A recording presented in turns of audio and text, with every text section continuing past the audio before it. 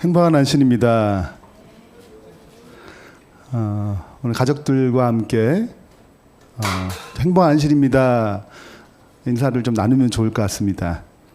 오늘 새해 첫 안식일이고 또 새해 첫 안식일 날 우리는 고린도전서라는 특별한 성경 본문을 가지고 함께 묵상하며 살펴볼 것입니다. 오늘 제목은 가장 가치 있는 인생을 사는 비결, 가장 가치 있는 인생을 사는 비결이라는 제목으로 하는 말씀 증거하겠습니다.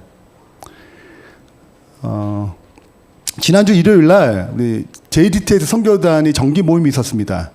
정기 모임 때 함께 독서한 책이 가치혁명이라는 책입니다. 이 책을 제가 권했는데요. 이렇게 반응이 좋을 줄 몰랐습니다. 술술 읽히는 책이다. 내용이 심플하면 참 좋다. 근데 이 책의 가장 첫 번째 이야기가 있어요. 뉴욕시의 부유한 엘리트층이 사는 지역에 큰 부자고 살고 있었습니다. 이 부자에는 큰 고민이 있었어요. 어떤 고민이 있었냐면 자기의 취미는 골동품, 굉장히 비싼 골동품을 자꾸 모으는 것이 취미인데 얼마 후면 6개월 동안 유럽 여행을 하기로 결정한 것입니다. 근데 무슨 걱정이 생기냐면 내가 모아둔 이 골동품을 도둑 맞으면 어떻게 하지? 근데 이렇게 힘들게 모았는데 굉장히 가치 있는 건데 이 도둑이 들어와서 가져가면 어떻게 하지? 걱정이 되는 것입니다. 잠도 안 와요. 자, 그래서 어떻게 하면 좋을까 생각하다가 몇 가지 방법을 생각했습니다. 일단 최신식 도난 방지를 설치하고 집에 키우지 않은 개도 키웠어요. 그래도 불안한 것입니다. 어떻게 하면 더 좋지? 생각하다가 좋은 아이디어가 떠올랐어요. 그래서 이런 그림을 파는 가게에 갔습니다. 저렴하게 보이죠. 가가지고 싼 가게 그림과 그런 골동품들을 막 구입했습니다. 그리고 가격을 붙이기 시작했어요. 자, 요거 얼마짜리 같아요? 1억 2천만 원. 네. 뭐 2천원짜리 1억 2천만 원 딱 붙이고 요거 얼마짜리 같아요? 20만 달러. 한 2억 4천만 원. 그거 붙이는 것입니다. 기분에 맞춰서. 네. 그리고 요거 좀 있어 보이는 것 같아요. 그래서 6억짜리 30만 달러. 막 그냥 붙였어요. 막 사방에. 그리고 자기 집에 잘 액자에 넣어서 붙였습니다. 쭉. 그리고 그 사이에 진짜를 넣었어요.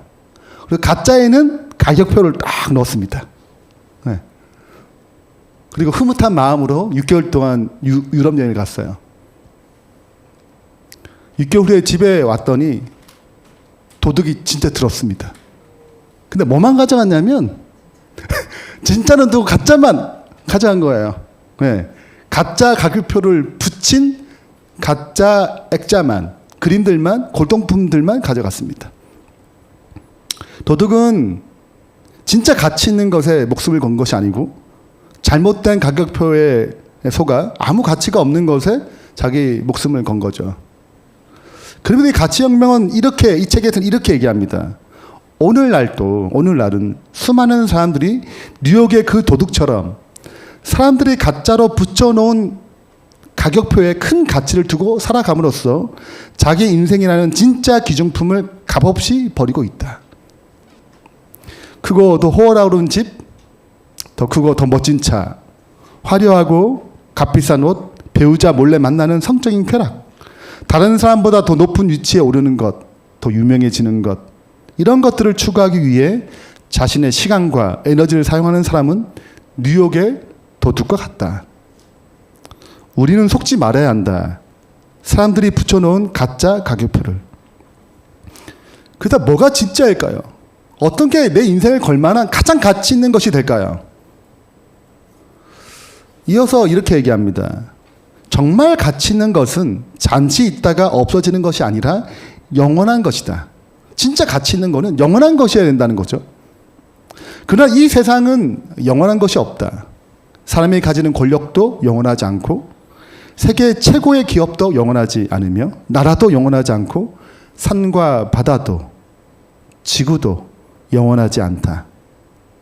그러나 하나님은 영원하시다. 하나님의 나라는 영원하다. 하나님의 나라는 권세는 영원하다. 진짜 가치 있는 것, 영원한 것에 우리의 삶을 드릴 때 그것이 가장 가치 있는 인생이 되는 것입니다. 가치란 뭘까요? 가치는 좀 쉽게 설명하자면 내가 시간과 재물을 투자할 만큼 소중히 여기는 것을 의미합니다. 가치 있는 것에 시간을 드리는 것, 재물을 드리는 것, 돈을 쏟는 것, 이것이 가치라는 것이죠. 그래서 가치는 곧 나를 움직이는 힘입니다. 나를 진짜 움직이는 것이 무엇인가? 여러분, 기도에 가치가 있다면 기도하는 사람입니다. 기도에 가치 있다고 말하지만, 성경이 가치 있다고 말하지만 성경을 읽지 않는 사람, 기도를 하지 않는 사람은 기도에 가치를 둔 것이 아니고 말씀에 가치를 둔 것이 아닙니다. 미국의 주식 투자로 부자로 살다가 자살하는 사람이 있었습니다. 그 이유는 주식 투자에 실패했어요. 얼마큼 실패했냐면 그 주식 전문가가 마이너스 50% 손해를 본 것입니다. 엄청난 손해죠.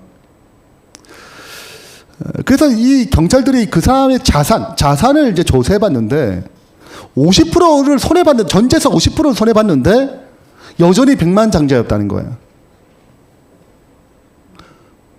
자살 이유가 없죠. 근데 그 자신의 가치가 주식 투자에 두었기 때문에 그것이 실패하자 자기 목숨도 버린 것입니다. 모든 것을 실패한 것처럼, 모든 것을 잃은 것처럼 자신의 삶을 마감한 것이죠. 이만큼 가치는 굉장히 중요한 것입니다. 우리는 2021년 1월 묵상 내용이 고린도전서입니다. 고린도전서의 핵심은 가치에 대한 문제예요. 하나님 원하시는 가치가 있고 고린도 교인들이 가진 가치가 있습니다. 이 가치의 차이가 생기는 것입니다. 그래서 이 차이를 해결하는 과정이 고린도전서의 내용이에요. 고린도 교회는 어떻게 생겼냐면, 어떻게 시작하게 됐냐면 사도 바울의 2차 선교 여행으로 생겨난 교회입니다. 언제나 사도 바울은 안디옥이라는 지역에서 선교 여행을 떠났습니다. 이 빨간색이 사도 바울이 2차 선교 여행 때 지나간 곳입니다. 교회를 개척한 곳이에요. 그 교회 개척의 제일 마지막 곳이 2차 여행에서 고린도 지역입니다. 고린도 지역을 보게 되면 사방이 해변이에요. 그래서 해양 도시로 크게 성황한 지역이었습니다. 30만 정도의 큰 도시였고, 30만 정도의 사람들이 사는 큰 도시였고, 2만 명이 들어갈 원형 경기장이 있었고, 여기 가장 유명한 신전이 있었습니다. 그 신전은 아프로디테라는 신전이에요. 지금은 다 무너져서 이런 골전만 있지만 이때는 정말 큰 규모의 신전이었습니다. 사제만 하더라도 1000명의 사제가 있었어요. 그 여자 사제들은 특징 중에, 남자 여자 사제들은 특징 중에 하나가 매춘 행위를 하는 것입니다. 그래서 여기는 너무 자유로웠어요. 그래서 이런 상황에서 나타난 이 고린도 교회는 대부분 사람들이 다 이방인들이었습니다. 그래서 실제적인 문제가 참 많았어요. 이 고린도 교회를 세운 다음에 사도 바울은 에베소라는 지역을 거치면서 안디옥으로 갑니다. 그리고 다시 3차 여행 때 에베소를 들려서 여기에 3년 동안 기가하면서 교회를 건강하게 세워요. 자, 3년 동안 있는 동안에 무슨 소리가 들리냐면 고린도 교회가 문제가 많대 라는 소리를 듣게 됩니다. 문제가 너무 많아요. 사도 바울은 에베소에서 고린도 교회를 향하여 편지를 씁니다. 첫 번째 편지죠. 그리고 그들의 문제를 해결하기 위해서 보냅니다. 너희가 생각하는 세속적 가치가 교회 안에서 용납될 수가 없다. 그리스도 안에서 새로운 가치로 다시 정립해야 된다. 결혼에 대한 부분들, 음행에 대한 부분들, 헌금에 대한 부분들, 은사에 대한 부분들, 십자가에 대한 개념들, 타당의 문제들, 이런 것들을 다루는 것이 지금 고린도 교회 내용의 핵심입니다. 하나님 나라의 가치로 바꾸는 것입니다. 근데 오늘 본문은, 오늘 안식일의 본문은 이 전체의 내용 중에 가장 가치 있는 것이 무엇인지를 다룹니다. 예수를 믿고 따르는 삶, 그 십자가의 도가, 그 복음이 세상 어떤 가치보다 나은가?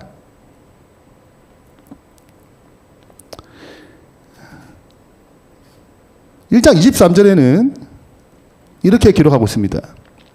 우리는 십자가에 못 박힌 그리스도를 전하니. 무엇을 전해요? 십자가에 못 박힌 그리스도를 전하니. 이 전하는 사람의 가장 대표적인 사람이 사도 바울입니다. 사도 바울은 예수님을 믿기 전에, 변화되기 전에 그는 유대 사내들인 국회의원의 최연소로 뽑힌 사람이었습니다. 그는 하버드 대학 출신 같은 출신이었어요. 그만큼 높은 학력을 가졌습니다. 그리고 로마 시민권, 최고의 시민권을 가졌어요. 최고의 학문을 배우고 최고의 지를 가지고 하버드 같은 출신의 사람이었습니다. 근데 그 모든 것을 배설물로 여기고 예수님을 증거하기 위해서 십자가라는 가장 큰 가치를 놓고 복음을 증거하기 위해 떠나는 것입니다. 근데 유대인들은 이 십자가의 도를 어떻게 생각하는가? 십자가에 못 박힌 예수님을 어떻게 생각했냐면 거리끼는 것. 이방인들은 미련한 것으로 받아들였다는 거예요. 십자가에 못 박힌 예수님을 증거할 때 유대인들은 표적을 되게 중요시 여겼습니다. 기적을 중요시 여겼어요. 신이 내려오시면 많은 기적을 통해서 우리나라, 이 압제당하는 이 유대 나라를 건국할 거야. 다시 건국할 거야. 해방시킬 거야. 강력한 능력을 가진 메시아를 구했습니다. 근데 이 예수님은 표적이 많았어요. 떡 5개와 물고기 2마리로 5,000명을 먹였습니다. 많은 표적을 행했어요. 죽은 사람을 살렸습니다. 바다 위를 걸었어요. 이쯤 되면 이분 왕 되면 좋지 않겠어요? 근데 그분은 왕이 되는 자리를 거절하고 십자가에 벌거벗은 채로 아무런 일하지 못하고 죽으신 거예요. 십자가에 못 박힌 예수님을 이해할 수 없었습니다. 십자가에 딱 내려오셔가지고 로마 사람들 짝짝짝 처리하고 뭐 이렇게 해야 되는데 아무런 능력 없이 힘 없이 십자가에서 죽으신 거죠. 십자가는 가장 수치스러운 죄의 형벌이었습니다. 거기에 벌거벗고 신이 그 메시아가 이렇게 죽을 수 있나? 되게 불편한 거예요. 이방인들, 헬라인들은 지혜를 추구하는 사람입니다. 그 십자가에 못 박힌 그리스도 하나님 신? 이게 뭐야? 이게 뭐야? 이게 돌아가서 우리를 구원한다고? 너무 능력 없게 보이는 거예요. 이게 지혜야? 이 신이 죽는 게 뭐가 지혜냐고. 우리를 건져내려면 이렇게 힘있게 딱 건져내야지. 이렇게 죽어서 어떻게 우리를 건져내. 이것이 그들의 지혜로는 이해할 수 없었습니다. 그래서 미련하게 보였어요.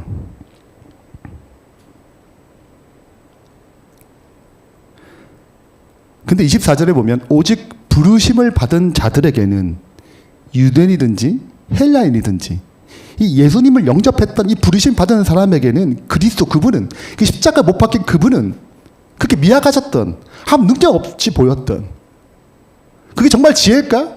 그 십자가에 죽은 것이 우리를 정말 구원할까? 라고 생각했던 그 그리스도 그분은 하나님의 능력이요 하나님의 지혜라고 최고의 지혜라고 최고의 능력이라고 고백하는 것입니다.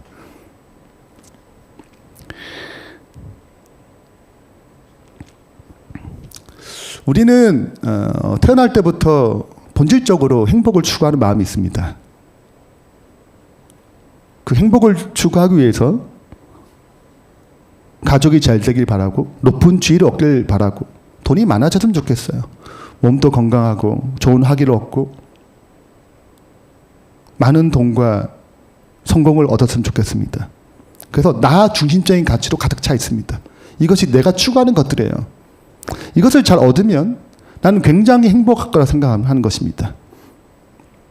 그래서 하나님의 존재는 별 필요하지 않습니다. 그런데 하나님이 필요할 때가 있어요. 언제 필요한가? 요것들을 추구하는데 이 성공과 가정과 돈과 몸과 명예와 이런 성공을 추구하는데 하나님이 도와준다라고 할 때 가치가 생기는 것입니다. 그래 내가 잘됨을 위해서 신이 필요해. 예. 그 신의 존재는 나 잘됨을 해도 필요한 거예요. 그래서 이방 종교가 다 그런 패턴이고 기독교의 하나님도 그런 하나님인 줄 알고 그렇게 인식하는 것입니다. 나 잘됨을 위해서 복을 주시는 분. 그렇기 때문에 나는 거기에 합당하게 헌신하는 거예요. 정성을 드리는 거죠. 그 정성에 맞게 신은 나에게 복을 주는 것입니다. 심청이처럼 아버지의 눈을 뜨려면 공양미 300석을 드려야지. 용왕님의 마음을 풀려면 내 몸을 바쳐야지. 근데 문제는 그게 잘 풀리면 좋은데 나의 잘됨이 이게 무너질 때, 이게 나 잘됨이 무너지게 될 때 흔들리기 시작하는 것입니다. 내가 이렇게 헌신했는데, 내가 얼마나 많은 헌금을 했는데 왜 내 사업이 안 돼? 내 몸이 이렇게 아프지? 내가 주님 위해서 얼마나 헌신을 했는데 왜 내 결과는 이거밖에 안 돼? 자, 이때 두 가지 갈림길에 들어가요. 진짜 하나님을 만나던가 아니면 나 잘됨을 위한 헌신을 포기하던가. 저도 그렇게 살았어요. 저 모태신앙이거든요. 그래서 제가 회심하기 전까지 하나님의 존재를 이런 식으로 인식했습니다. 몰랐어요. 내가 하나님을 잘 믿는다고, 나름 믿는다고 생각했죠. 모태신앙이니까. 교회도 잘 다니고. 완전히 하나님 이해하는 건 아니지만 그래도 하나님을 살아계시면 내가 원하는 걸 잘 이루어주겠지. 근데 제가 이제 몸이 아파서 이제 휴학을 하자 뭐 안 되는 거죠. 안 되는 거예요. 이걸 하나님 왜 믿어? 그래서 신앙을 포기한 것입니다.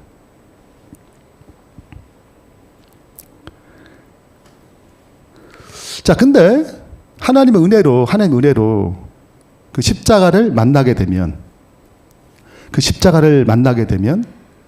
어떻게 됩니까? 가치가 바뀌기 시작하는 것입니다.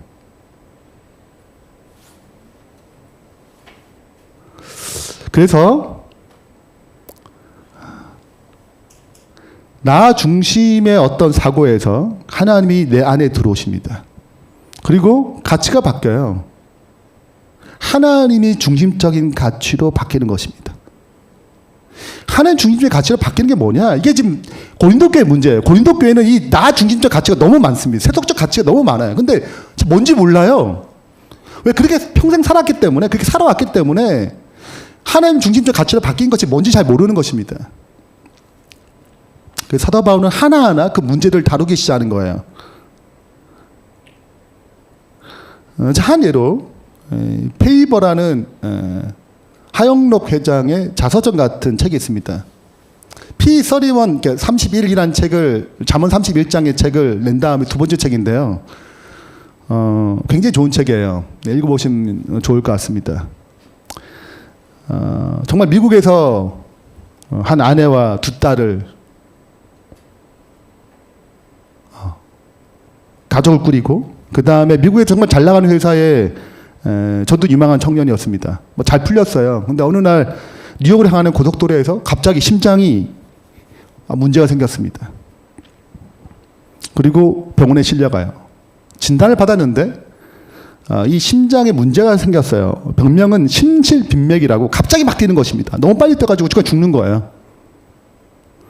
그래서 새로운 심장 이식을 해야 됩니다. 수술 받은 환자 중에 절반 이상이 1년 이상 못 살고, 그리고 심장을 기다리다가 절반 이상 죽고, 살아도 심장 이식해도 10년 정도 살 수 있는 게 뭐 한계예요. 근데 여튼 이제 기다리는 것입니다. 새로운 심장을 기다리는 거예요. 이제 드디어 자기 차례가 왔습니다. 정말 신체가 좋은 심장이 왔다는 거예요. 혈액형도 많고. 이제 심장 이제 이식하면 된다고. 그런데 의사가 그냥 이렇게 얘기하다가 그냥 무슨 얘기를 하게 되냐면, 옆방에 여자가 하나 있는데 그녀는 이틀밖에 없대요. 이틀 뒤면 죽는데요. 이 심장 이식 못하면. 근데 순서가 좀 아닌 거예요. 그녀에게 필요한 심장이 당신이 이식받게 될 심장과 똑같아요. 같은 O형, 같은 압력, 같은 사이즈네요. 그냥 지나가는 말로 했어요. 의도할 생각을 하지 않고. 이 사람 또 기독교인이거든요. 근데 고난의 시간이 오니까 자신의 삶을 새롭게 정립하는 시간이 됐습니다. 그때 성경책을 읽으면서 성경이 이렇게 재밌고 성경에 대한 새로운 가치를 얻게 됐어요. 가치가 바뀌어진 것입니다. 그런 가운데 하나님의 강한 음성이 들렸습니다. 죽어가는 여인에게 내 심장이 필요하단다. 너가 받을 심장을 주라는 거예요. 여러분, 자기도 최소 일주일밖에 못 살아요. 이 자기도 길면 한 달이에요. 언제 죽을지 몰라요. 근데 이 심장을 누구한테 주라는 거예요? 저 여자에게 준다는 게 말도 안 되고 너무 고민이 많은 것입니다. 네, 기도하다가 마침내 결정을 해요. 의사를 불러가지고 그녀에게 제 심장을 주십시오. 의사가 반대합니다. 아니 당신도 얼마 안 남았다고. 아무리 그 여자 급하지만 순서대로 해야지 하면서 말리는데 불구하고 아니에요. 하나님이 주실 거예요. 주세요. 그녀에게. 그래서 줘요. 그리고 정말 우여곡절 끝에 심장을 다시 얻게 됩니다. 근데 이 사람의 그런 희생이 의사의 마음도 감동하게 만들고 간호사의 마음도 다시 감동하게 만들어요. 이게 페이버란 개념이 우리나라의 말은 없는 뜻이래요. 근데 이거는 어떤 거냐면 그 은혜가 이렇게 은혜를 그 하나님의 어떤 그런 희생적인 것을 선택했을 때 그분이 원하시는 어떤 그런 희생적인 사랑의 삶을 선택했을 때 찾아오는 호의예요. 그래서 그는 이 회사를 세우면서 이런 가치, 나는 손해보는 가치, 희생하는 가치, 이 가치로 회사를 운영합니다. 거기에 대한 섭리들을 쭉 기록한 거예요. 여러분, 하나님의 중심적으로 산다는 것은 그런 삶이에요. 세상과 다른 관점으로 사는 것입니다. 근데 실은 이렇게 사는 것이 쉽지 않아요. 왜냐하면 이런 믿음이 흔들리는 것입니다. 이런 가치관이 흔들려요. 왜냐하면 세상의 대부분의 사람들은 그렇게 살지 않기 때문에 그렇습니다. 그렇기 때문에 우리는 다시 어디로 가야 되냐면 믿음은 들음에서 나며 들음은 그리스도의 말씀으로 말미암았느니라. 다시 말씀으로 돌아가야 돼요. 그 하영록 장로가 그렇게 살 수 있었던 중요한 이유 중에 하나는 이유가 무엇입니까? 무엇 때문에? 말씀을 통하여 가치가 바뀌었기 때문에 그렇습니다. 이 당시 때는 초대교회 당시 때는 실은 이렇게 성경이 스스로 읽을 수 없었어요. 너무 귀하기 때문에 한 사람이 있고 여러 사람이 들었습니다. 근데 지금은 누구나 다 손 쉽게 성경을 읽을 수 있는, 볼 수 있는 시대가 왔어요. 마지막 사건들이라는 책에 매일 하늘의 은혜를 공급받아야 하며 그렇게 하지 않을 때에는 아무도 회심한 상태, 이 하나님의 가치로 이웃을 위해서 자기 유익을 구취하는 이런 삶이 불가능한 거예요. 우리 매일 공급받아야 하는 것입니다. 우리가 12월 28일부터 이게 무슨 사진이에요? 만나 페스티벌 사진입니다. 이 몇 개일까요? 네, 모르시겠죠. 총 26장입니다. 26개 팀이 있다는 거예요. 네, 26개 팀에 제가 숫자를 세웠다 한 87명 정도가 만나 페스티벌 참석했습니다. 굉장히 가치 있는 일이죠. 근데 이 만나 페스티벌 하는 중요한 이유가 뭐예요? 우리가 이걸 왜 할까요? 가장 가치 있는 삶이 되길 바라기 때문에 그렇습니다. 어떤 삶이 가장 가치 있는 삶인지 말씀을 통하여 하나님의 나라의 가치를 배우는 것입니다. 사라지고 없어질 가치에 내 삶을 드리는 것이 아니고 영원한 가치, 사라지지 않을 가치에 내 삶을 두는 것이죠. 단 한 번밖에 없는 인생입니다. 여러분, 어떤 가치 있는 삶을 사시겠습니까? 하나님을 만나는 그 삶, 하나님을 믿고 그 신앙을 따르는 삶이 가장 가치 있는 삶임을 확신하길 바랍니다. 근데 그 가장 가치 있는 하나님 예수 그리스도를 어떤 사람이 받아들일까요? 어떤 사람이 그 하나님이 부르실 때 응답할까요? 여러분, 이 자리에 있다는 것은 하나님 응답에 반응한 사람입니다. 하나님의 부르심에 응답하는 사람들이에요. 여전히 연약하지만 그 하나님의 나라의 자녀가 된 것입니다. 근데 어떤 사람이 이 가치를 받아들이는가? 어떤 사람이 그 부르심에 응답하는가? 26절에 이렇게 기록하고 봅니다. 형제들아 너희를 부르심을 보라. 육체를 따라 지혜로운 자가 많지 아니하며 능한 자가 많지 아니하며 문벌이 좋은 자가 많지 않대요. 쭉 돌아왔더니 지금 봐요. 여러분 쭉 보니까 지혜로운 자가 별로 없네요. 똑똑한 자가 그렇게 많지 않은 거죠. 네. 능한 자가 그렇게 많지 않은 거 있긴 있어요. 그죠? 근데 뭐 흔히 스카이 없잖아요. 있는 사람 있겠죠? 근데 많지 않다는 거죠. 그러나 하나님께서는 어떻게 하냐면 세상에 미련한 것들을 지혜 없는 것입니다. 택하사 지혜 있는 자들을 부끄럽게 하려 하시고 세상에 약한 것들을 택하사 강한 것들을 부끄럽게 하려 하시며 하나님께서 세상에 천한 것들과 멸시받는 것 없는 것들을 택하사 있는 것들을 폐하려 하시나니. 왜 하나님은 왜 미련한 연약한 천한 것 멸시받는 없는 자를 선택하실까요? 이들을 통해서 왜 하나님은 그분의 일을 이루시려 할까요? 제가 컵 2개를 가져왔습니다. 하나는 가득 차 있어요. 있어 보이네요. 그죠? 하나는 아무것도 없어요. 네. 하나님이 하나님의 지혜, 하나님의 능력을 부어주기 위해서는 이게 뭐 가득 차 있으면 넣어줄 수가 없는 것입니다. 되게 예뻐 보여요. 멋지게 보이죠. 그러나 하나님의 지혜와 하나님의 능력을 담기에는 이렇게 차 있으면 그분의 것을 넣을 수가 없는 것입니다. 있는 것, 지혜 있다고 생각하는 것, 내가 또 가져갔다고 생각하는 것, 내 능력이 많다고 생각하는 그 속에는 하나님의 것을 넣을 수가 없습니다.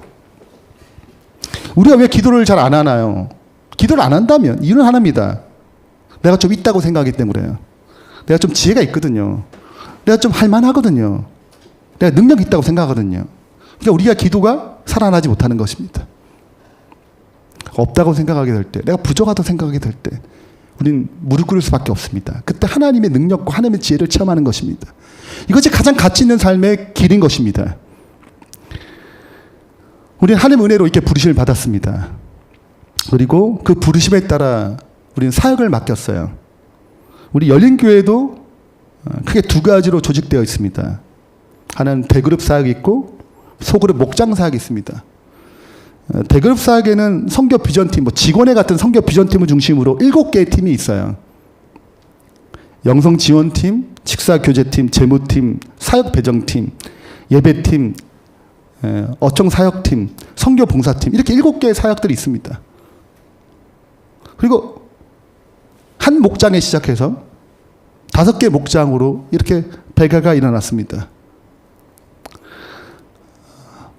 사역으로 부르심, 구원으로 부르심, 이 모든 부르심에는 하나님의 특별한 은혜가 있고 특별한 지혜가 있고 특별한 섭리가 있습니다.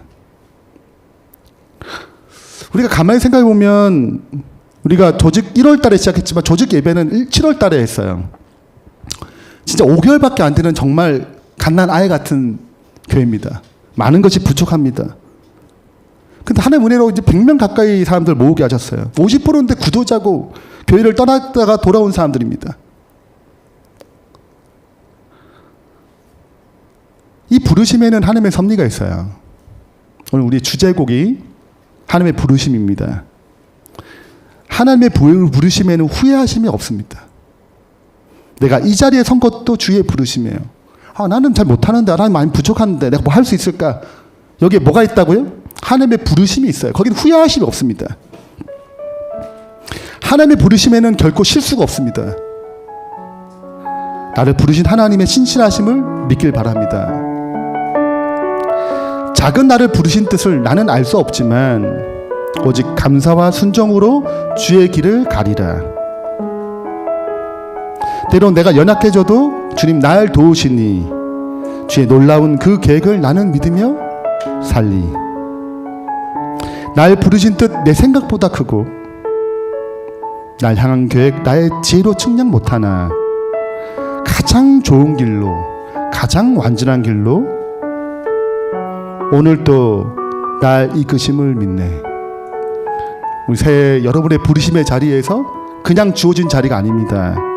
하나님이 내 생각보다 크신 하나님께서 그 온전한 지혜로 우리를 가장 좋은 길로, 가장 완전한 길로 이끄심을 믿고 따르길 간절히 바랍니다. 결론을 맺겠습니다. 가장 가치 있는 인생을 사는 비결은 가장 가치 있는 그분을 믿고 따르는 삶입니다. 그분이 영원하시기 때문에요. 정말 가치 있는 것들은 없어지고 사라질 것들이 아닙니다. 정말 가치 있는 것들은 영원한 것들이에요. 근데 어떤 사람이 그것을 받아들이냐면 있는 사람이 아니고 없다고 생각하는 사람, 부족하다고 생각하는 사람, 제가 나의 건강이, 나의 여러 가지 부분들이 부족하다고 생각하는 사람들이 가장 가치 있는 예수 그리스도를 만날 수 있습니다. 이 마음을 잊지 않길 바랍니다. 마지막으로 예수님의 가치를 발견하게 되면 예수님이 원하시는 삶을 따라 새로운 삶을 살게 됩니다. 새로운 가치관을 가지고 살게 됩니다. 그 가치 있는 삶이 가장 빛난 삶이 되도록 주님께서 이끌어 주실 것입니다. 그것은 높은 지위가 있다는 뜻이 아니고 그분의 부르신 뜻을 따라 사는 삶이 가장 가치 있는 삶이에요. 그 삶을 살아가는 주의 신실한 백성 되길 바라면서 말씀 마치겠습니다.